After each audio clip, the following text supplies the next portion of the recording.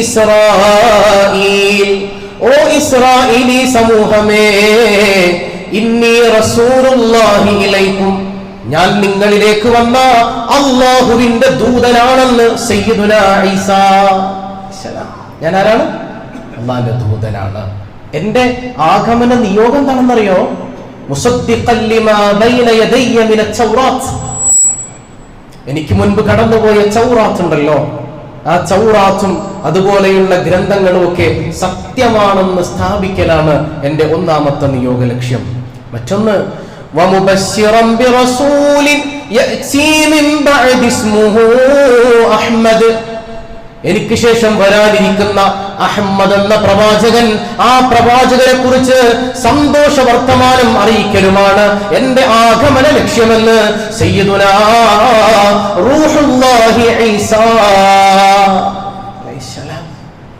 നബി അലൈഹിസ്സലാം. അപ്പൊ ഈ രണ്ട് കാര്യം പറയാനാണ് മൂപ്പർ ഇങ്ങോട്ട് വന്നതെന്നാ പറയുന്നത്. സയ്യിദുനാ ഈസാ അലൈഹിസ്സലാം, ഈസാ നബിയെ കുറിച്ച് അല്ലാഹു തആല പറയുന്നത് കലിമത്തുല്ലാഹ്, കലിമത്തുല്ലാഹ്. മറ്റൊന്ന് റൂഹുല്ലാഹ്, അള്ളാഹുവിന്റെ ആത്മാവാണെന്നാണ്. ആത്മാവെന്ന് പറഞ്ഞാൽ അള്ളയാണെന്നല്ല, അള്ളാഹുവിന്റെ സന്താനമാണെന്നല്ല, അള്ളാഹു തആല മഹത്വം നൽകിയ ഒരു വിശുദ്ധിയേറിയ ഒരു ആത്മാവിന്റെ ഉടമയായ മഹാനായ റൂഹുല്ലാഹി ഈസാ അലൈഹിസ്സലാം. ഈ ആയത്തുകളൊക്കെ ഇറങ്ങുന്നത് മഹാനായ ഈസാ നബി അലൈഹിസ്സലാമിനെ കുറിച്ചും അവിടുത്തെ മാതാവായ സയ്യിദത്തുനാ മറിയം റളിയല്ലാഹു അൻഹ, ആ മഹത്തുക്കളെ കുറിച്ച് മോശമായ ആരോപണങ്ങൾ നിലനിന്നിരുന്നപ്പോ അല്ലാഹു തആല പറയുകയാ, അങ്ങനെ മോശപ്പെട്ടവരല്ല മറിയം റളിയല്ലാഹു അൻഹ, മോശമായ മനുഷ്യനല്ല, അവിടുന്ന് റസൂലുള്ളാഹിയാണ്, സയ്യിദുനാ ഈസാ അലൈഹിസ്സലാം എന്ന് അല്ലാഹു പറയുകയാ. അവിടുത്തെ ഉമ്മ ആരാണെന്നറിയോ? ഏറെ ഉത്കൃഷ്ടയാണ്, മുസ്തഫയ എന്നാണ് ഖുർആൻ അവരെ വിശേഷിപ്പിച്ചത്. തെരഞ്ഞെടുക്കപ്പെട്ടവരാണ്, പ്രത്യേകം തിരഞ്ഞെടുക്കപ്പെട്ട സ്ത്രീയാണ് സയ്യിദത്തുനാ മറിയം റളിയല്ലാഹു അൻഹ. വ ഉമ്മുഹു സിദ്ദീഖ, ഈസാ നബിയുടെ മാതാവ് സത്യസന്ധയാണെന്ന് വിശുദ്ധ ഖുർആൻ. മറിയം ബീവി പരിശുദ്ധയാണ്, സത്യസന്ധയാണ്. ഇവിടത്തെ കുറിച്ചൊരു കുറവോ ന്യൂനതയോ പറയാനില്ലാത്ത വണ്ണം ഏറെ ഉത്കൃഷ്ടയാണ് സയ്യിദത്തുനാ മറിയം എന്ന് ഖുർആൻ. ഒരു പ്രയോഗമുണ്ട്, ചില ആളുകൾ പറയും പതിവ്രതയായിരുന്നു എന്നാണ്. അത് മലയാളത്തിലെ പ്രയോഗങ്ങളെ കുറിച്ച് അത്രത്തോളം വിജ്ഞാനമില്ലാത്തത് കൊണ്ടുള്ള ഒരു കുഴപ്പമാണ്. പതിവ്രത എന്ന് നമുക്ക് മറിയം ബീവിയെ കുറിച്ച് പറയാൻ പറ്റൂല. പതിവ്രത എന്ന് പറഞ്ഞാൽ എന്താ അർത്ഥം? പതി എന്ന് പറഞ്ഞാൽ ഭർത്താവാണ്. ഒരൊറ്റ ഭർത്താവിൽ വ്രതമനുഷ്ഠിച്ചിരിക്കുന്ന ഒരു സ്ത്രീയെ കുറിച്ചാണ് നമ്മൾ പതിവ്രത എന്ന് പറയാം. നമ്മളേറെ നല്ലൊരു സ്ത്രീക്ക് വേണ്ടി പ്രയോഗിക്കുന്ന ഒരു പേരാണ് പതിവ്രത. അങ്ങനെയല്ല, മറിയം ബീവിയെ കുറിച്ച് പതിവ്രത എന്ന് പറയാൻ പറ്റൂല. ഒരു പുരുഷന്റെ സഹവാസമില്ലാതെ സ്പർശമില്ലാത്ത വണ്ണം സൂക്ഷ്മമായ നിലക്ക് പരിശുദ്ധയായ അല്ലാഹു സംരക്ഷിച്ച മഹദിയാണ് സയ്യിദത്തുനാ മറിയം റളിയല്ലാഹു അൻഹ. ഒരിക്കലും പതിവ്രത എന്ന മഹദിയെ കുറിച്ച് പറയാൻ പാടില്ല. മഹദിയോട് പറയുന്നുണ്ട്, ഇന്നല്ലാഹ യുബശ്ശിറുകി, അല്ലാഹു തആല നിങ്ങൾക്ക് സന്തോഷ വർത്തമാനം അറിയിക്കുകയാണ്. വസ്തഫാകി, നിങ്ങളെ അല്ലാഹു തിരഞ്ഞെടുത്തിരിക്കുകയാ. വതഹറകി, അല്ലാഹു തആല നിങ്ങളെ ശുദ്ധീകരിച്ചിരിക്കുകയാ. നിങ്ങൾ ഏറ്റവും ശ്രേഷ്ഠതയുള്ള വനിതകളുടെ കൂട്ടത്തിൽ ഇടം പിടിച്ചിരിക്കുകയാണെന്ന് മറിയം ബീവിയോട് അല്ലാഹു തആല പറയുകയാ. അപ്പൊ ഈ പറഞ്ഞത് എന്തിനാന്ന് വെച്ചാല്, ഈ ഖുർആനിന്റെ സ്റ്റാൻഡിൽ നിന്നാണ് നമ്മൾ ഈ വിഷയം നോക്കിക്കാണേണ്ടത്. മറ്റൊരു സമൂഹത്തെ അഭിസംബോധന ചെയ്യുന്നിടത്ത് എത്രത്തോളം മാന്യമായ ഇടപെടലുകളാണ് അല്ലാഹുവിന്റെ വിശുദ്ധ ഖുർആൻ നടത്തിയിട്ടുള്ളത്. അത്രമേൽ സത്യസന്ധമായി ഈസയുടെയും മറിയമിന്റെയും കാര്യങ്ങൾ വിശദമായി വിശദീകരിക്കുന്നുണ്ട് വിശുദ്ധ ഖുർആൻ. ഏതെങ്കിലും തരത്തില് മറ്റൊരു സമൂഹവുമായി വാദപ്രതിവാദങ്ങളിൽ ഏർപ്പെടുമ്പോൾ പോലും മാന്യതക്ക് നിരക്കാത്ത വണ്ണം അസത്യങ്ങൾ പ്രചരിപ്പിക്കുന്നവരായി നിങ്ങൾ മാറരുതേ. നിങ്ങളുടെ വാദം ജയിക്കാൻ വേണ്ടി എന്തു നുണയും കെട്ടിച്ചമച്ച് പറയുന്നവരായി നിങ്ങൾ മാറരുതേ. ഖുർആൻ വേണമെങ്കിൽ ഒരു ഭാഗത്ത് ഇടിച്ചു താഴ്ത്തി പറയായിരുന്നു. അവിടെ ഒരിക്കലും അസംഭവ്യമായ കാര്യമാണ്. ഖുർആനിൽ ഒരിക്കലും അങ്ങനെ ഉണ്ടാവില്ല. വേണമെങ്കിൽ അങ്ങനെ പറയായിരുന്നു. പക്ഷെ അല്ലാഹ് അങ്ങനെ പറഞ്ഞില്ല. ഈസാ നബിയെ ഏറെ പുകഴ്ചി, സയ്യിദത്തുനാ മറിയം റളിയല്ലാഹു അൻഹയെ ഏറെ പുകഴ്ചിയാണ് അല്ലാഹു തആല പറഞ്ഞിട്ടുള്ളത്. ഏറ്റവും ശ്രേഷ്ഠമായ ഒരു കുടുംബത്തിൽ നിന്നാണ് അത്രേ ഈസാ നബി അലൈഹി സ്വലാമിന്റെ ജനനം. ഏതാണ് ആ കുടുംബം എന്നറിയോ? ഈസയുടെ കുടുംബം ഏതാണ്? അലൈഹിസ്സലാം. ആ കുടുംബത്തിന്റെ പേരിൽ തന്നെ ഒരു സൂറത്ത് ഉണ്ട്. ഏതാണ് ആ സൂറത്ത്? ആലു ഇമ്രാൻ, മാഷാ അല്ലാഹ്. നമ്മുടെ ഡോക്ടർ എപ്പോഴും ഇങ്ങനെ ആക്റ്റീവാണ്, മാഷാ അല്ലാഹ്. അല്ലാഹു ദീർഘായുസ്സ് കൊടുക്കട്ടെ, അല്ലാഹു ദീർഘായുസ്സ് കൊടുക്കട്ടെ. ഉഷാറായിട്ട് ആമീൻ പറയും. ഉറങ്ങിപ്പോയോ? ആലു ഇമ്രാൻ, ഇമ്രാനിന്റെ കുടുംബമാണ്. ആരാ ഇമ്രാൻ? ആരാണ് ഇമ്രാൻ? മറിയം ബീവിയുടെ പിതാവാണ്. ആ പിതാവ് മുതലുള്ള കുടുംബ ചരിത്രത്തെ വിശദീകരിച്ചുകൊണ്ട് പ്രത്യേകമായി മറിയം ബീവി റളിയല്ലാഹു അൻഹയുടെ വിശുദ്ധിയെ സാക്ഷ്യപ്പെടുത്തുകയാണ് വിശുദ്ധ ഖുർആൻ. അല്ലാഹു തആല ഉദാഹരണമാക്കുകയാണ് ലില്ലദീന ആമനു, ഈമാനുള്ളവർക്ക്. രണ്ട് വിശ്വസ്തരായ സ്ത്രീകളെ പരിചയപ്പെടുത്തുന്നുണ്ട് ഖുർആൻ. ആ സ്ത്രീകളെ പോലെ മുഅ്മിനുകളെ നിങ്ങളാകണം. നിങ്ങൾക്ക് ഉദാഹരണമാണ്, നിങ്ങൾക്ക് മാതൃകയാണ് ആ രണ്ട് സ്ത്രീകളെന്ന് വിശുദ്ധ ഖുർആൻ. ഇതിലൊന്നാരാണ്? അത് മഹാനായ ഈസാ നബി അലൈഹിസ്സലാമിന്റെ മാതാവ് സയ്യിദത്തുനാ മറിയം റളിയല്ലാഹു അൻഹാ. പരപുരുഷ സ്പർശം പോലും ഏൽക്കാത്തവണ്ണം സാത്വികയായി ജീവിച്ച സയ്യിദത്തുനാ മറിയം റളിയല്ലാഹു അൻഹാ. ഒരുപാട് അത്ഭുതമായിരുന്നു മറിയം ബീവിയുടെ ജീവിതം. ഇന്ന് അത്ഭുതം എന്നൊക്കെ പറയുമ്പോൾ ഏറെ ചിന്തിച്ചു വന്നൊരു കാലഘട്ടമാണ്. കറാമത്തുകൾ പറയാൻ പാടില്ല എന്നാണ്. കറാമത്ത് എന്ന് പറഞ്ഞാൽ ലുട്ടാപ്പി കഥയാണ്, ഡിങ്കൻ കഥയാണെന്നൊക്കെയാ പറയുന്നത്. വിശുദ്ധ ഖുർആനെ കുറിച്ചും യുക്തിവാദികളും അങ്ങനെയാണല്ലോ പറയുന്നത് എന്ന് ഓർക്കുമ്പോൾ വലിയ ആശ്ചര്യമൊന്നും തോന്നുന്നില്ല. കറാമത്തുകൾ പറയേണ്ട കറാമത്തുകൾ പറയണം. ചില ആളുകളുണ്ട് വായ പോയ കോടാലി എന്ന് പറയാം, അല്ലെ? അങ്ങനെ പറയാ, വായി തോന്നിയതൊക്കെ വിളിച്ചു പറയും. അങ്ങനെയല്ല, സമൂഹത്തിൽ ഉൾക്കൊള്ളാൻ പറ്റുന്നത് പറയണം. കറാമത്തുകൾ പാടെ നിഷേധിക്കുന്നവർ അവർക്കൊരിക്കലും ഇസ്ലാമുമായിട്ടൊരു ബന്ധം ഉണ്ടാവില്ല. കാരണം കറാമത്ത് സത്യമാണെന്ന് സാക്ഷ്യപ്പെടുത്തിയത് അള്ളാഹുവിന്റെ ഖുർആനാണ്. അമ്പിയാക്കൾക്ക് മുഅ്ജിസത്ത് ഉണ്ടാകും, അതുപോലെ സ്വാലിഹീങ്ങൾക്ക് ഔലിയാക്കൾക്ക് കറാമത്ത് ഉണ്ടാകും. സുലൈമാൻ നബി അലൈഹി സ്വലാമിന്റെ സദസ്സിൽ നിന്ന് ബിൽഖീസിന്റെ സിംഹാസനം എടുത്തുകൊണ്ടുവന്നത് ഒരു നബി ആയിരുന്നില്ല, ആസിഫ് ഇബ്നു ബർഖിയ എന്ന് പറയുന്ന ഒരു വലിയായിരുന്നു. മറിയം ബീവി നബിയല്ല, വലിയച്ചായിരുന്നു. അവരിൽ നിന്ന് കറാമത്തുകൾ ധാരാളം ഉണ്ടായിട്ടുണ്ട്. ഒരിക്കലും നിലക്കില്ല. ഖുർആൻ കാലികമാണ്. ഖിയാമത്ത് നാൾ വരെ അള്ളാഹുവിന്റെ സ്വാലിഹീങ്ങൾ ഉണ്ടാകും. ആ ഔലിയാക്കളുടെ നേതാവായി ഇനി അവസാനം വരുന്നത് മഹ്ദി ഇമാമാണ്. ആ ഇമാം മഹ്ദിക്കും കറാമത്ത് ഉണ്ടാകും. മഹദിയായ സയ്യിദത്തുനാ മറിയം റളിയല്ലാഹു അൻഹാ ഭർത്താവില്ലാതെ തന്നെ അള്ളാഹുവിന്റെ അനുഗ്രഹം കൊണ്ട് ഗർഭിണിയായ മഹദിയാണ്. അപ്പൊ നാട്ടുകാരൊക്കെ പുറത്താക്കി, നമുക്കറിയാം അല്ലെ? നാട്ടുകാരൊക്കെ പുറത്താക്കി. അപ്പോഴാ പടച്ചോൻ പറയണേ, ഒരു പുഴക്കരയിൽ ഇരിക്കുമ്പോ ആ ഈത്തപ്പനെ പിടിച്ചൊന്ന് കുലുക്കുവീൻ മറിയമേ. ഇതിങ്ങനെ കുലുക്കാൻ, ഒരിക്കലും കുലുങ്ങാത്തൊരു മരമാണ് ഈത്തപ്പന, അല്ലെ? ഗൾഫിൽ പോയവർക്കറിയാം, പിടിച്ചു കുലുക്കിയാ കുലുങ്ങോ? ഈത്തപ്പന കുലുങ്ങില്ല. പിന്നെ എന്തുകൊണ്ടത് പറഞ്ഞെന്നറിയാം? അവള് ചിന്തിച്ചു നോക്കിയിട്ടുണ്ടോ? ഈ 8ാം മാസത്തിലൊക്കെ ഇത്തിരി എക്സസൈസ് വേണമെന്നാ. ഗർഭിണികൾ കുറച്ചൊക്കെ ഒന്ന് ശരീരമാണെങ്കിൽ പണിയെടുക്കണം എന്നൊരു ധ്വനി കൂടെ അതിൻ്റെ അകത്ത് ഉണ്ട് എന്നാണ്. ഒന്ന് അത് പിടിച്ചു കുലുക്കുക. അത് കുലുക്കുന്നത് ഉണങ്ങിയ ഈത്തപ്പന മരമാണ്. അത് കുലുക്കുമ്പോഴേക്ക് നല്ല മാധുര്യം നിറഞ്ഞ നല്ല സുന്ദരമായ ഈത്തപ്പഴങ്ങൾ താഴേക്ക് വീഴുകയാണ്. അതെടുത്ത് ഭക്ഷിക്കുകയാണ് സയ്യിദത്തുനാ മറിയം റളിയല്ലാഹു അൻഹ. അങ്ങനെ എത്ര കറാമത്ത്. ഈത്തപ്പനയ്ക്ക് മനുഷ്യരോട് ഉപമിച്ചൊരു മരം ഉണ്ടെങ്കിൽ അത് ഈത്തപ്പനയാണ്. അങ്ങനെ ആകണം എന്നാണ്. നല്ല ചൂടുള്ള സ്ഥലത്താണ് ഈത്തപ്പന ഉണ്ടാവുക, ഈത്തപ്പഴം ഉണ്ടാവുക, അല്ലെ? ആ ഈത്തപ്പന ഇങ്ങനെ വളർന്ന് നല്ല മധുരമുള്ള പഴം നമുക്ക് തരുന്നത്, നല്ല ചൂടുള്ള, പുറത്തിറങ്ങി നിന്നാൽ 5 മിനിറ്റ് നമുക്ക് നിൽക്കാൻ കഴിയാത്തവണ്ണം അത്രമേൽ അന്തരീക്ഷം കാഠിന്യമുള്ള സ്ഥലത്താണ് ഈത്തപ്പഴങ്ങൾ ഉണ്ടാകുക. അത് മനുഷ്യനെ പോലെ നമ്മൾ അങ്ങനെ ആകണം. എത്ര പ്രയാസങ്ങൾ സഹിച്ചാലും പരീക്ഷണങ്ങൾക്ക് നടുവിലും നിങ്ങൾ അല്ലാഹുവിനെ കുറ്റപ്പെടുത്താതെ എല്ലാവരിലേക്കും മന്ദസ്മിതം തൂകുന്ന മുഖവുമായി പുഞ്ചിരിച്ചുകൊണ്ട് പ്രത്യക്ഷപ്പെടാൻ നമുക്ക് കഴിയണം. അത് ഈത്തപ്പനയുടെ സ്വഭാവം മനുഷ്യനിലുണ്ടാകണമെന്ന് പറയുന്ന മുഹമ്മദുർ റസൂലുള്ളാഹി സ്വല്ലല്ലാഹു അലൈഹി വസല്ലം. നമ്മൾ പറഞ്ഞു വന്നത് ഇങ്ങനെ മറിയം ബീവിയെ കുറിച്ച്, ഈസാ അലൈഹിസ്സലാമിനെ കുറിച്ചൊക്കെ വിശുദ്ധ ഖുർആനിന്റെ സുന്ദരമായ അവതരണം. ഇത് തന്നെ ക്രൈസ്തവ സമൂഹവുമായി മുസ്ലിങ്ങൾക്കുണ്ടായിരുന്ന ഒരു ബന്ധത്തെ പരാമർശിക്കുന്നുണ്ട്. ഇന്നിപ്പോ എല്ലായിടത്തും വിദ്വേഷമാണ്, എല്ലായിടത്തും വൈരാഗ്യമാണ്, ഭിന്നതയ്ക്ക് വേണ്ടി കാത്തു നിൽക്കുന്ന ഒരു സമയമാണ്. സോഷ്യൽ മീഡിയയിൽ കിട്ടുന്നതൊക്കെ ഷെയർ ചെയ്യാം. നമ്മുടെ നിലവാര തകർച്ച എന്താണെന്ന് പോലും നമുക്ക് മനസ്സിലാകുന്നില്ല. നമ്മുടെ കയ്യിൽ എന്ത് ലഭിക്കുന്നോ അതൊക്കെ ദഅവത്താണ് എന്ന് മനസ്സിലാക്കിയിട്ട് എന്ത് ലഭിച്ചാലും ഷെയർ ചെയ്യുന്ന ആളുകളുള്ള കാലഘട്ടമാണ്. അങ്ങനെയല്ല, നമുക്കിടയിൽ വിദ്വേഷങ്ങൾ ഉണ്ടാകാത്തവണ്ണം പാരസ്പര്യത്തിന്റെ ഐക്യത്തിന്റെ മേഖലയിൽ നിൽക്കണമെന്നാണ് വിശുദ്ധ ഖുർആൻ സുന്ദരമായി നമ്മെ പഠിപ്പിക്കുന്നത്. അല്ലാഹുവിന്റെ ഹബീബായ സയ്യിദുനാ റസൂലുള്ളാഹി സ്വല്ലല്ലാഹു അലൈഹി വസല്ലമ തങ്ങൾ പ്രവാചകത്വ പദവി ലഭിച്ചതിനു ശേഷം അത് അംഗീകരിക്കുന്ന വിഷയവുമായി ആദ്യമായി ഓടിച്ചെല്ലുന്ന ഒരു ക്രിസ്ത്യൻ പാതിരിയുടെ അടുക്കലേക്കാണ്. ഒരു ക്രിസ്ത്യൻ പാതിരിയുടെ അടുക്കലേക്ക്.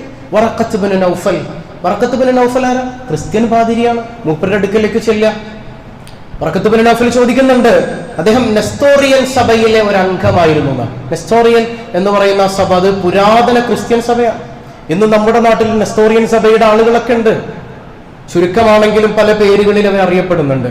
അപ്പൊ നെസ്തോറിയൻ സഭയിൽ അംഗമായിരുന്ന വറഖത്ത് ഇബ്നു നൗഫലിന്റെ അടുക്കലേക്ക് ഓടിച്ചെല്ലുന്ന മുഹമ്മദ് മുസ്തഫ സല്ലല്ലാഹു അലൈഹി വസല്ലം തങ്ങളോട് ചോദിക്കുന്നുണ്ട്, എന്തായിരുന്നു ആദ്യ വഹയിന്റെ അനുഭവം? കളങ്കമില്ലാത്ത മനസ്സോടെ.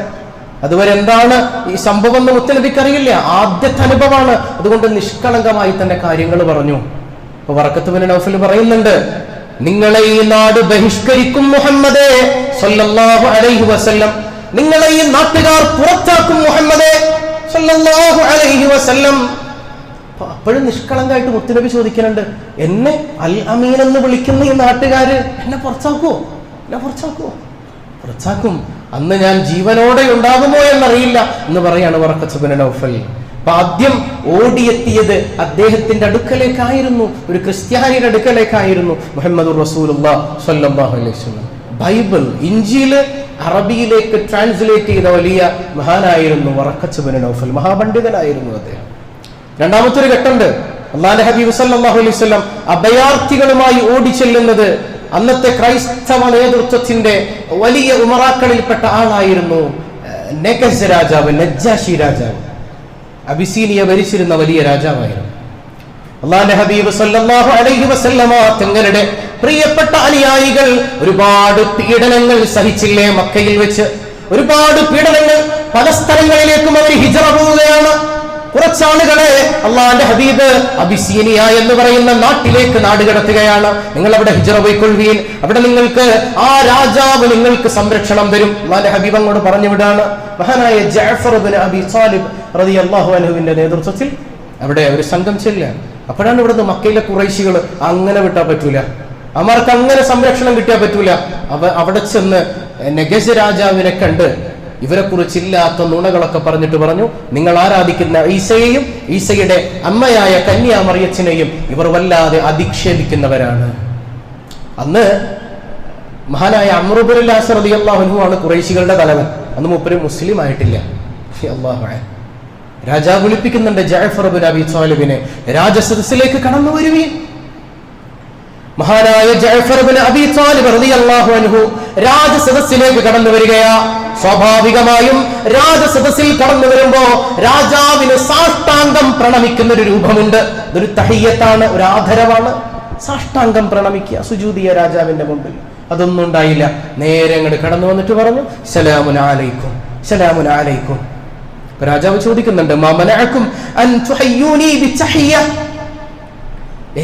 എന്നെ ഇങ്ങനെ സാഷ്ടാംഗം പ്രണമിക്കുന്നതിൽ നിന്ന് നിങ്ങളെ തടഞ്ഞത് എന്താണ്? നിങ്ങൾ എന്ത് എന്നെ അങ്ങനെ പ്രണമിക്കാതിരുന്നത്? പറയുന്നുണ്ട്,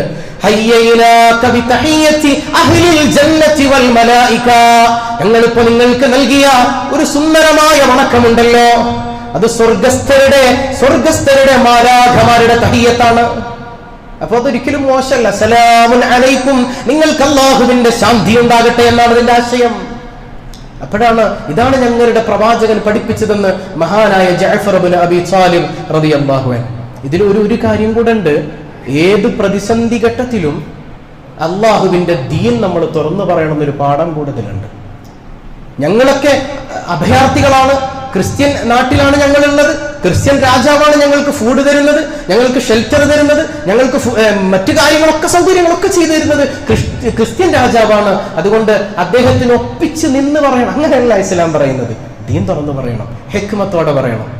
നമ്മൾ ചിലർ പറയും ഓന് ഭയങ്കര ഹിക്മത്താ. നമ്മളെ ഹിക്മത്ത് എന്ന് പറഞ്ഞാൽ എന്താ മനസ്സിലാക്കിയത്? നല്ല കുതന്ത്രം കാണിക്കണം, ഏറ്റവും തെമ്മാടിത്തരം കാണിക്കണമെന്നായിരിക്കും നമ്മൾ എന്ത് പറയാ, ഭയങ്കര ഹിക്മത്താ ഓന്. അങ്ങനെ കുതന്ത്രം അത് ഇസ്ലാമിലില്ല. ഒരു കുതന്ത്രമല്ല, തന്ത്രമേ ഇസ്ലാമിലുള്ളൂ. തന്ത്രമേ ഉള്ളൂ. അങ്ങനെയുള്ള ഹിക്മത്തുകളാണ്. തന്ത്രപരമായി ദീൻ പറഞ്ഞു കൊടുക്കാൻ നമുക്ക് കഴിയണം. എവിടെയാണെങ്കിലും അള്ളാഹുവിന്റെ ദീനിന്റെ നിയമങ്ങളെ കാറ്റിൽ പറത്തുന്നവരായി മാറാൻ പാടില്ല. ഞങ്ങൾക്കത് പഠിപ്പിച്ചിട്ടുണ്ട് സയ്യിദുനാ റസൂലുള്ളാഹി സ്വല്ലല്ലാഹു അലൈഹി വസല്ലമ തങ്ങളെന്ന് മഹാനായ ജഅഫർ ഇബ്നു അബി ത്വാലിബ് റളിയല്ലാഹു അൻഹു. സുന്ദരമായിട്ട് പറഞ്ഞു കൊടുക്കാൻ. അപ്പൊ വീണ്ടും ചോദിക്കുന്നുണ്ട്, മാ യഖൂലു സ്വാഹിബുക്കും ഫീ ഈസാ വ ഉമ്മിഹി. ആരാ ചോദിക്കണം? രാജാവ് ചോദിക്കാം. അങ്ങനെയാണെങ്കിൽ നിങ്ങളുടെ പ്രവാചകർ ഈസയെ കുറിച്ചും അദ്ദേഹത്തിന്റെ മാതാവിനെ കുറിച്ചും എന്താണ് പറഞ്ഞത്? കാരണം ഇവരിങ്ങനെ തെറ്റിദ്ധരിപ്പിച്ചു വെച്ചേക്കാം. മഹാനവറുകൾ പറയുന്നുണ്ട്, ഹുവ അബ്ദുല്ലാഹി വ കലിമത്തും മിനല്ലാഹ് അൽഖാഹാ ഇലാ മറിയമ വ റൂഹും മിൻഹു. മഹാനവറുകൾ പറയുന്നുണ്ട്, അവിടുന്ന് അബ്ദുല്ലാഹ്, അല്ലാഹുവിന്റെ അടിമയാണ്. ആരാണ്? സയ്യിദുന ഈസ അലൈഹിസ്സലാം. അല്ലാഹുവിന്റെ മകനാണോ? ദൈവമാണോ? അല്ല, അബ്ദുല്ലാഹ്. പ്രവാചകന്മാരെല്ലാം പറയാൻ താല്പര്യപ്പെട്ടിരുന്ന നാമാണ് ഇത്, അബ്ദുല്ലാഹ്. മുത്തുനബിക്ക് ഏറെ ഇഷ്ടമുള്ള പേരാണ് അബ്ദുല്ലാഹ്. അതാണ് സുബ്ഹാനല്ലദീ അസ്റാ ബിഅബ്ദിഹി. എന്റെ അടിമയെ രാപ്രയാണം ചെയ്യിച്ച അള്ളാഹു എത്ര പരിശുദ്ധൻ. കണ്ടോ, അടിമ, അള്ളാഹിന്റെ അടിമ എന്ന് പറയാൻ പ്രവാചകന്മാർക്ക് ഭയങ്കര താല്പര്യമാണ്. ഈ അബ്ദുള്ള എന്ന് പറയുമ്പോൾ റസൂലുള്ളാഹിക്ക് ഏറെ ഇഷ്ടപ്പെട്ട പേരാണ് നമ്മൾ പറഞ്ഞു. നമ്മൾ 2 ആഴ്ച മുമ്പ് നമ്മൾ ചർച്ച ചെയ്തു, പേരുമായി ബന്ധപ്പെട്ട ചില തർക്കങ്ങളൊക്കെ ഉണ്ടായിരുന്നല്ലോ. ഏറ്റവും നല്ല പേര് ഏതാ? ഒരു മനുഷ്യന് വെക്കാൻ പറ്റിയ പേര്, ഏറ്റവും നല്ല പേരേതാ? ഒരു മനുഷ്യന് വെക്കാൻ പറ്റിയതിൽ ഏറ്റവും നല്ല നാമങ്ങൾ ഏതൊക്കെയാണ്? അബ്ദുല്ലാഹ്, നബി മുഹമ്മദ് റസൂലുള്ളാഹ്, അല്ലേ? അബ്ദുറഹ്മാൻ. പിന്നെ ഹബീബായ ചങ്ങലയുടെ നാമങ്ങൾ, മുത്തുനബിക്ക് എത്രയോ നാമങ്ങളുണ്ട്. അതൊക്കെ വെക്കാം. ഞാനത് പറയണതിന് വേറൊരു കാര്യം കൂടെ ഉണ്ട്. ആർക്കെങ്കിലുമൊക്കെ കുട്ടി ഉണ്ടായി കഴിഞ്ഞാൽ വലിയ പാടാ. ഉസ്താദെ പേരൊരെണ്ണം പറഞ്ഞു തരണം എന്ന് പറഞ്ഞ രസമുണ്ട്. വായിക്കൊള്ളാത്ത കുറെ പേരെനിക്ക് വാട്സപ്പ് ചെയ്തിട്ട്, ഉസ്താദ് ഇതിന്റെ അർത്ഥം പറഞ്ഞു തരുമെന്ന്. വല്ലാഹി അത് അറബി ആയിരിക്കൂല, ചിലപ്പോ പേർഷ്യൻ ലാംഗ്വേജ് ആയിരിക്കും. ഞാൻ ഈ അടുത്ത് എനിക്കൊരു പേര് കിട്ടി, ഞാനിങ്ങനെ വായിച്ചു നോക്കി, പഠിച്ചോ ഇത് അറബിയായിട്ട് ഒരു പുലബന്ധം പോലും ഇല്ല, ഉറുദു അല്ല, ഒന്നുമല്ല. പിന്നെ ഞാൻ ഗൂഗിളിൽ കയറി സെർച്ച് ചെയ്ത്, അവർക്ക് സിമ്പിൾ പരിപാടിയാണ്, അങ്ങനെ നോക്കാനാണെങ്കിൽ സെർച്ച് ചെയ്തിട്ട് പേരിന്റെ അർത്ഥം പറഞ്ഞു കൊടുക്കണം. ഓ, ഉസ്താദിന്റെ ഒരു അറിവേ. ഈ പേരിടുന്നതിലൊക്കെ വലിയ മഹത്വമുണ്ട്. പേരിന്റെ സുന്ദരമായ ആ ഒരു പേരിനൊന്നും വലിയ കാര്യമില്ല എന്ന് ചില ആളുകൾ പറയുന്നതാണ്. അങ്ങനെയല്ല, ഇസ്ലാമിൽ പേരിന് വലിയ സ്ഥാനമുണ്ട്. ഹബീബായ സല്ലല്ലാഹു അലൈഹി വസല്ലം തങ്ങൾ വ്യക്തമായി പഠിപ്പിച്ചതാണ്. അത് മറ്റൊരവസരത്തിൽ നമുക്ക് പറയാം. ഏതായാലും അള്ളാഹുവിനെയാണ് ഇഷ്ടമുള്ള നാമങ്ങളാണ് അബ്ദുല്ലാഹ്, അബ്ദുറഹ്മാൻ. അതുകൊണ്ട് തന്നെ ഈസാ നബി ആരാ? ഇവിടുന്ന് ഹുവ അബ്ദുല്ലാഹ്, അള്ളാഹുവിന്റെ അടിമയാണ്. വകലിമത്തും മിനല്ലാഹ്, അള്ളാഹുവിന്റെ വചനമാണ് ഈസാ. അള്ളാഹിന്റെ വചനമാണ്, ഒരു അത്ഭുത സൃഷ്ടിയാണ്. ആദിയിൽ വചനമുണ്ടായി എന്ന് ബൈബിള് പറയുന്നുണ്ട്, അല്ലെ? ആദിയിൽ വചനമുണ്ടായി. ആ ബൈബിള് തുടങ്ങുന്നതും അവിടെ നിന്ന് തന്നെയാണ്. അൽഖാഹാ ഇലാ മറിയമ വറൂഹും മിൻഹു. ആ സുന്ദരമായ കലിമത്തിനെ മറിയമിലേക്ക് നാം കൊടുത്തു, അല്ലേ? അല്ലാഹുവിന്റെ പരിശുദ്ധാത്മാവ് കൂടെയാണ് സയ്യിദുനാ ഈസാ അലൈഹിസ്സലാം. പറയണേ ജഅഫർ ഇബ്നു അബീ ത്വാലിബ്. അപ്പൊ ചോദിക്കുന്നുണ്ട്, അപ്പൊ മറിയമിനെ കുറിച്ച് വയഖൂലു ഫീ മറിയം, മറിയമിനെ കുറിച്ച് ഞങ്ങളുടെ പ്രവാചകൻ പറഞ്ഞത് ഇന്നഹൽ അദ്റാഉൽ ബത്തൂൽ, ഏറ്റവും ശ്രേഷ്ഠവതിയായ സ്ത്രീയാണ് സയ്യിദത്തുനാ മറിയം എന്നാണ് ഞങ്ങളുടെ പ്രവാചകനായ മുഹമ്മദ് റസൂലുള്ളാഹി സ്വല്ലല്ലാഹു അലൈഹി വസല്ലം തങ്ങൾ പഠിപ്പിച്ചത്. അപ്പൊ ചരിത്രത്തിൽ കാണാം, നജാശി രാജാവ് എന്ത് ചെയ്തു എന്ന് വെച്ചാൽ ചെറിയൊരു കമ്പിന്റെ കഷ്ണം ഇങ്ങനെ എടുത്തുണ്ടോ, ചെറുത്, അതിങ്ങനെ എടുത്തിട്ട് കയ്യിലിങ്ങനെ പിടിച്ചിട്ട് പറഞ്ഞു, ഈ കൊള്ളിക്കഷ്ണത്തിന്റെ അത്ര പോലും വ്യത്യാസം നമുക്കിടയിലില്ല, നമ്മളൊന്നാണ്, അല്ലെ? നമ്മളൊന്നാണ്, നമ്മുടെ വിശ്വാസധാര ഒന്നാണ്, നമുക്കിടയിൽ ഈ ഒരു കമ്പിന്റെ അത്ര പോലും വ്യത്യാസമില്ല എന്ന് പറഞ്ഞുകൊണ്ട് ആ ക്രിസ്ത്യൻ നാട്ടിൽ ക്രിസ്ത്യാനികൾക്കിടയിൽ വലിയ ഉമറ ആയിരുന്ന, വലിയ നേതാവായിരുന്ന നജാശി രാജാവ് മുസ്ലിംകൾക്ക് അഭയം കൊടുക്കുകയാണ്. അപ്പൊ അങ്ങനെ ഒരു വലിയ ബാന്ധവം മുസ്ലിംകളും ക്രൈസ്തവരും തമ്മിലുണ്ട്. ഇപ്പൊ ഒലിബത്ത് റൂം എന്ന് പറയുന്ന ഒരു ആയച്ചിറങ്ങാനുണ്ടായ ഒരു സാഹചര്യത്തെ കുറിച്ച് നിങ്ങൾ ചിന്തിച്ചിട്ടുണ്ടോ? ഒലിബത്ത് റൂം, അത് റോം പരാജയപ്പെട്ട സന്ദർഭത്തിലാണ്. റോമ പരാജയപ്പെട്ടു. അപ്പോഴാണ് ഖുർആൻ പറഞ്ഞത് റോമ പരാജയപ്പെട്ടു എന്നത് ശരിയാണ്, പക്ഷേ ഇന്നഹും സയഗ്ലിബൂൻ, അവർ തിരിച്ച് അതിനെ പിടിച്ചടക്കുക തന്നെ ചെയ്യും, അവർ ജയിച്ചടക്കും എന്ന് പറഞ്ഞാല് പേർഷ്യയുമായുള്ള യുദ്ധത്തിൽ ക്രിസ്ത്യാനികൾ അധികാരത്തിലുണ്ടായിരുന്ന റോമ സാമ്രാജ്യം തോറ്റുപോയപ്പോ മുസ്ലിംകൾ സങ്കടപ്പെടുക. അപ്പൊ പടച്ചോൻ പറയാം ഇന്നഹും സയഗ്ലിബൂൻ, വിഷമിക്കണ്ട, അവര് പിന്നെയും തിരിച്ച് ജയിച്ചടക്കുക തന്നെ ചെയ്യുമെന്നാണ്. ആലോചിച്ച് നോക്കി, അത്രമേൽ വലിയ ഐക്യമുണ്ടായിരുന്നു മുസ്ലിംകളും ക്രിസ്ത്യാനികളും തമ്മിൽ. എത്രയോ സന്ദർഭങ്ങൾ അങ്ങനെയുണ്ട്. നജ്റാനിൽ നിന്ന് കുറെ ക്രൈസ്തവർ കാണാൻ വരികയാണ് മുഹമ്മദ് റസൂലുള്ളാഹി സ്വല്ലല്ലാഹു അലൈഹി വസല്ലം തങ്ങളെ. അല്ലാമ ഇബ്നു കസീർ അതുപോലെ തന്നെ സാദുൽ മആദിലൊക്കെ ഉദ്ധരിക്കുന്ന സംഭവങ്ങളാണ്. ഇബ്നുൽ ഖയ്യിം അൽ ജൗസി ഉദ്ധരിക്കുന്നുണ്ട്. അങ്ങനെ മദീന പള്ളിയിലേക്ക് ഈ നജ്റാനിൽ നിന്ന് വരുന്ന ക്രിസ്ത്യാനികളെ സ്വീകരിച്ചിരുത്തുന്ന മുഹമ്മദ് റസൂലുള്ളാഹി സ്വല്ലല്ലാഹു അലൈഹി വസല്ലം ലമ്മാ ഖദിമ വഫ്ദു നജ്റാൻ അലാ റസൂലില്ലാഹി സ്വല്ലല്ലാഹു അലൈഹി വസല്ലം ദഖലു അലൈഹി മസ്ജിദഹു ബഅദ സ്വലാത്തിൽ അസ്ർ. അസ്ർ നിസ്കാരം കഴിഞ്ഞപ്പോഴേക്ക് ഈ ക്രിസ്ത്യാനികളായ സംഘം റസൂലുള്ളാഹിന്റെ പള്ളിയിലേക്ക് കടന്നു വരികയാ. അവരങ്ങനെ അങ്ങോട്ട് കയറിയിട്ട് ഫഖാമു യുസല്ലൂന ഫീ മസ്ജിദിഹി. മുത്തുനബി തങ്ങളുടെ പള്ളിയിൽ കയറിയിട്ട് ക്രിസ്ത്യാനികള് അവരുടെ ആരാധനാ സമയമായപ്പോൾ ആരാധിക്കാൻ തയ്യാറായി. അവരുടെ കുർബാനയുടെ ടൈമായപ്പോ, അവരുടെ നിസ്കാരത്തിന്റെ സമയമായപ്പോ അവരങ്ങ് അവരുടെ പ്രാർത്ഥനകൾ മദീന പള്ളിയിൽ വെച്ച് നടത്താൻ തുടങ്ങി. അപ്പോ അവരെ തടയാൻ വേണ്ടി ജനങ്ങളൊക്കെ ഇങ്ങനെ റെഡിയായി വന്നപ്പോഴേക്കും നബി തങ്ങൾ പറയാം, അവരെ വിട്ടേക്ക്.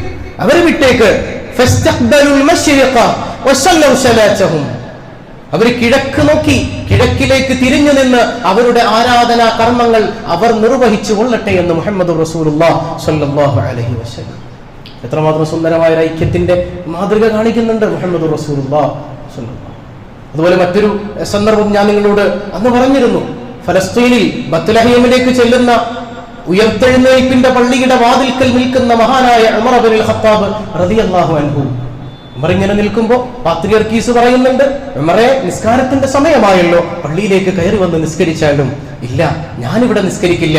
ഞാനെങ്ങാനും നിസ്കരിച്ചാൽ എന്റെ പിൽക്കാലത്ത് വരുന്ന എന്റെ സമുദായം ഉമർ നിസ്കരിച്ച സ്ഥലമാണിതെന്ന് പറഞ്ഞ് വല്ല അവകാശവും പറഞ്ഞു വന്നാൽ ഒരു കലാപത്തിന് അള്ളാഹുവിന്റെ അടുക്കൽ മറുപടി പറയേണ്ടി വരുമോ എന്ന് ഞാൻ ഭയപ്പെടുന്നു. സയ്യിദുന ഉമർ ഇബ്നുൽ ഖത്താബ് റളിയല്ലാഹു അൻഹു. എത്ര സുന്ദരമായ ശീലമായിരുന്നു, എത്ര സുന്ദരമായ ശീലമായിരുന്നു മുസ്ലിം ഉമ്മത്തിനുണ്ടായിരുന്നത്. പരമത വിദ്വേഷമല്ല, പരസ്പര സ്നേഹമാണ് അള്ളാഹുവിന്റെ വിശുദ്ധ ഖുർആനും ഹബീബായ സയ്യിദുനാ റസൂലുള്ളാഹി സ്വല്ലല്ലാഹു അലൈഹി വസല്ലം തങ്ങളും പഠിപ്പിച്ചു തന്നത്. എല്ലാ പ്രവാചകന്മാരും അങ്ങനെയാണ്.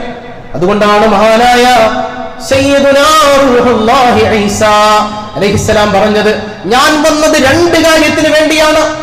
മൂസാ നബിയുടെ തൗറാത്തും അങ്ങനെ തുടങ്ങി തൗറാത്ത് പോലുള്ള വേദഗ്രന്ഥങ്ങളെല്ലാം സത്യമാണെന്ന് സ്ഥാപിക്കാനാണ്.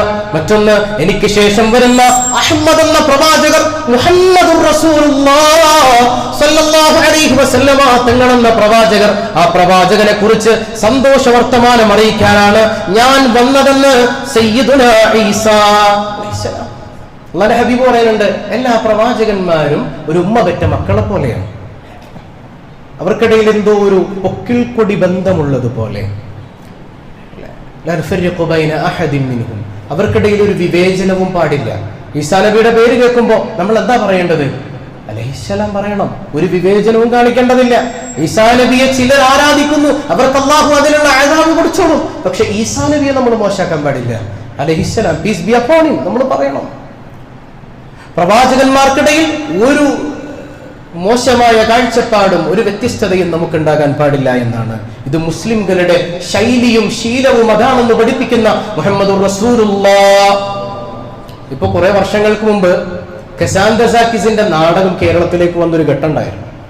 അന്ന് ക്രിസ്തുവിന്റെ 6ാം തിരുമുറിവ് എന്ന പേരിൽ ക്രൈസ്തവ സഭയെയും സമുദായത്തെയും സമൂഹത്തെയും യേശുവിനെ തന്നെയും വളരെ മോശമായിട്ട് ചിത്രീകരിച്ചൊരു നാടകം.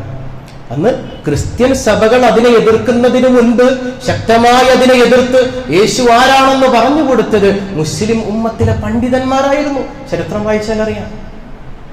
അങ്ങനെയാണ് ഇസ്ലാം എപ്പോഴും നിന്നിട്ടുള്ളത്. ഒരു പ്രവാചകനെയും നികഴ്ത്തുന്നത് കണ്ടു നിൽക്കാൻ അള്ളാഹുവിന്റെ മതത്തിലെ അംഗങ്ങൾക്ക് കഴിയില്ല. അതിനോട് ആദ്യം പ്രതികരിച്ചത് അതുകൊണ്ട് തന്നെ മുസ്ലിംകളായിരുന്നു എന്നാണ്. ഇന്ന് കേരളത്തിൽ നടക്കുന്ന വർഗീയ ചേരിതിരിവുകൾ നമ്മളൊന്ന് ചിന്തിച്ചു നോക്കിയേ. ആരോപണ പ്രത്യാരോപണങ്ങൾ, മഹിതമായ സംസ്കാരത്തിന്റെ ഒരു രീതി ഉണ്ടല്ലോ, അതൊരിക്കലും നമ്മൾ വിസ്മരിക്കാൻ പാടില്ല. നമ്മെ തമ്മിൽ തെറ്റിക്കാനായിട്ട് പല ആളുകളും പല കളിയും കളിക്കുന്നുണ്ട്. ചില ആളുകൾ അതിൽ പെട്ടുപോയി. അവര് ക്രിസ്ത്യാനിയുടെ മുമ്പിൽ വേറെന്തെങ്കിലുമൊക്കെ അവർക്ക് പേര് ചേർത്ത് കൊടുത്തു നമ്മൾ, അല്ലേ? പലരും പെട്ടുപോകുന്നുണ്ട്. മുസ്ലിംകളും അതിവൈകാരികതയുടെ പേരിൽ സോഷ്യൽ മീഡിയയിൽ കിടന്നിങ്ങനെ ഉറഞ്ഞു തുള്ളുകയാണ്. നമ്മൾ ഒരിക്കലും നമ്മുടെ നിലവാരം കൈവിടാൻ പാടില്ല. നമുക്കൊരു സംസ്കാരമുണ്ട്, അത് നശിപ്പിക്കുന്നവരായി നമ്മൾ മാറാൻ പാടില്ല. എപ്പോഴും ജാഗ്രതയോടെ നിലനിന്നില്ല എങ്കിൽ ജാഗ്രതയോടെ നിലനിന്നില്ല എങ്കിൽ വലിയ അപകടം നമ്മെ കാത്തിരിപ്പുണ്ട് എന്ന് ഒരുപാട് അനുഭവങ്ങൾ നമുക്ക് സാക്ഷിയാണ്. ഒരിക്കലും മദീനയുടെ തെരുവില് ഒരു സ്വഹാബിയും ഒരു ജൂതനും തമ്മിൽ ഇങ്ങനെ ശണ്ട കൂടുകയാണ്. രണ്ടുപേരും തമ്മിൽ ഇങ്ങനെ പ്രശ്നമായി. അപ്പൊ ജൂതൻ പറയുന്നുണ്ട്, മൂസയുടെ തമ്പുരാൻ തന്നെ സത്യം. സ്വഹാബിയോട് തിരിച്ചു പറഞ്ഞു, വിട്ടുകൊടുത്തില്ല. മുഹമ്മദ് നബിയുടെ തമ്പുരാൻ തന്നെ സത്യം.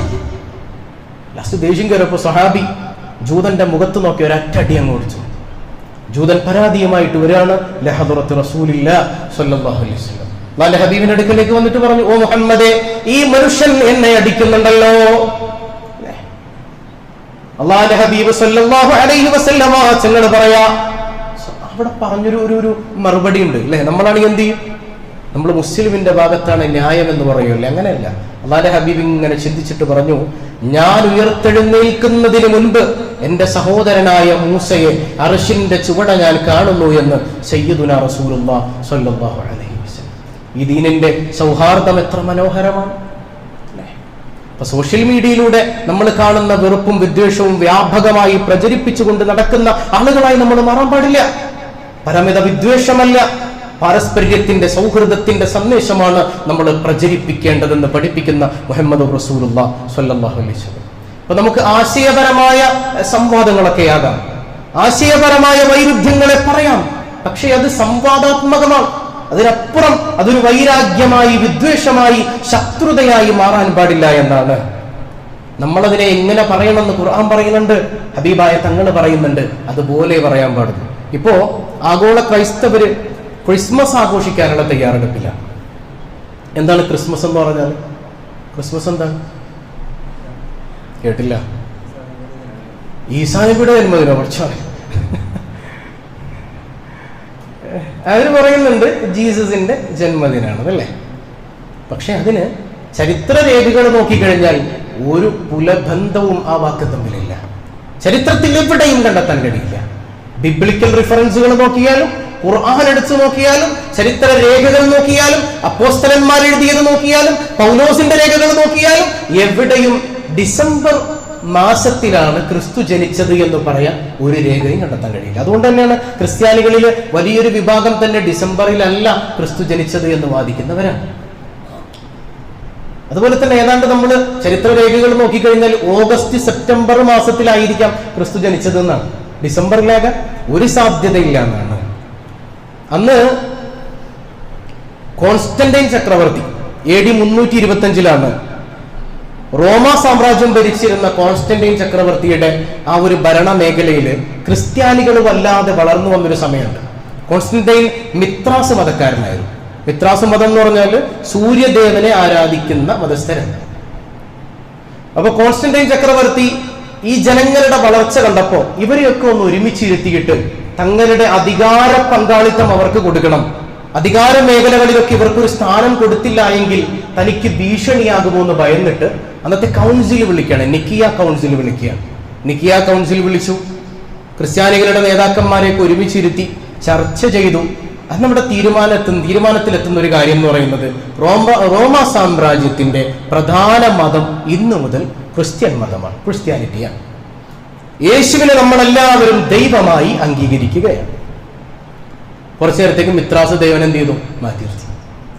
അപ്പൊ ഇത് നടക്കുന്നത് AD 325 324 ഡിസംബർ 25 ഒരു ആഘോഷം, ഒരു ജന്മദിനാഘോഷം അവിടെ നടന്നിരുന്നു.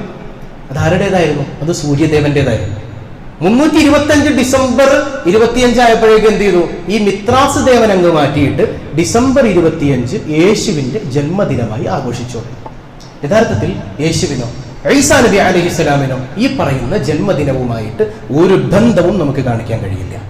അതുപോലെ ശബത്ത്, ശനിയാഴ്ച ദിവസമായിരുന്നു ക്രിസ്ത്യാനികളുടെ ഹോളിഡേ എങ്കിൽ അന്ന് ദിവസം മുതൽ അത് സൂര്യദേവന്റെ ദിവസമായ സൺഡേ, കണ്ടോ, സൺഡേ, രവിവാർ അല്ലെ. രവിവാർ, രവി എന്ന സൂര്യനാണ്, സൺ എന്ന സൂര്യനാണ് അല്ലെ. സൺഡേ ഞായറാഴ്ചയാക്കി മാറുകയും ചെയ്തു എന്നുള്ളതാണ്. അപ്പൊ ഇങ്ങനെ ഒരുപാട് ചരിത്ര രേഖകളൊക്കെ ഉണ്ട്. നമ്മളിത് പുറത്തുപോയിട്ട് കണ്ടില്ലേ നിങ്ങൾ മിത്രാസ് ദേവനാ? അതിന്റെ ആവശ്യമില്ല. അവരവരുടെ ആരാധനയായിട്ട് പോയിക്കോട്ടെ. ഇതൊരു മതേതര രാജ്യമാണ്. അവർക്ക് അവരുടെ ആരാധന വിശ്വാസങ്ങളുമായി മുൻപോട്ട് പോകാനുള്ള സ്വാതന്ത്ര്യമുണ്ട്. നമ്മൾ അതിൽ പോയി തലവെച്ച് കൊടുക്കേണ്ടതില്ല. അവരുടെ ആരാധനകളിൽ നമ്മൾ പങ്കെടുക്കേണ്ടതില്ല. മതേതരത്വം എന്ന് പറഞ്ഞാൽ മറ്റു മതസ്ഥന്റെ ആരാധനകളിൽ, അനുഷ്ഠാനങ്ങളിൽ പോയി പങ്കെടുക്കുന്നതിനല്ല മതേതരത്വം എന്ന് പറയുന്നത്. അവർക്ക് അവരുടെ മതം, നമുക്ക് നമ്മുടെ മതം. ഈ രണ്ട് മതങ്ങൾക്കിടയിൽ ഭിന്നതകൾ ഉണ്ടാക്കാതെ പരസ്പരം സഹായിച്ചും സഹകരിച്ചും ജീവിക്കുമ്പോഴാണ് മതേതരത്വം പൂർണ്ണമായൊരു ലൈഫായി തീരുള്ളൂ. ഇപ്പൊ നമ്മുടെ സമുദായത്തെ കുറിച്ച് പറയുകയാണെങ്കിൽ ഇന്നിപ്പോ ഈ ക്രിസ്മസ് ആഘോഷിക്കാൻ കൂടുതൽ ക്രിസ്ത്യാനികളെക്കാളും റെഡി ആയിട്ട് നിൽക്കണം നമ്മളാണ്, അല്ലേ? ഒരു ആഘോഷങ്ങൾ കിട്ടാൻ കാത്തിരിക്കുക അടിച്ചു പൊളിക്കാനായിട്ട്. മുസ്ലിം ഉമ്മത്ത് വേറെ ഒന്നുമല്ല. ഞാൻ ഇന്നലെ കണ്ടൊരു കാഴ്ച, ഇന്നലെ രാത്രി ഞാനിങ്ങനെ ആലുവയിൽ കൂടെ പോയി. അപ്പൊ ഈ ഡ്യൂട്ടി പെയ്ഡ് ഷോപ്പുകളൊക്കെ ഒരുപാടുണ്ടല്ലോ, അതുപോലെ തന്നെ ചെറിയ ചെറിയ ക്രിസ്മസിന്റെ ഐറ്റംസ് ഒക്കെ ഇങ്ങനെ തൂക്കിയിട്ടിട്ടുണ്ട്. പടച്ചം വേണ്ടി വെച്ച് ഒരു കട ഞാൻ കണ്ടു. ആ കടയിൽ തല മറക്കാത്ത ഒരു വെള്ളമില്ല ഈ സാധനം മേടിക്കാൻ.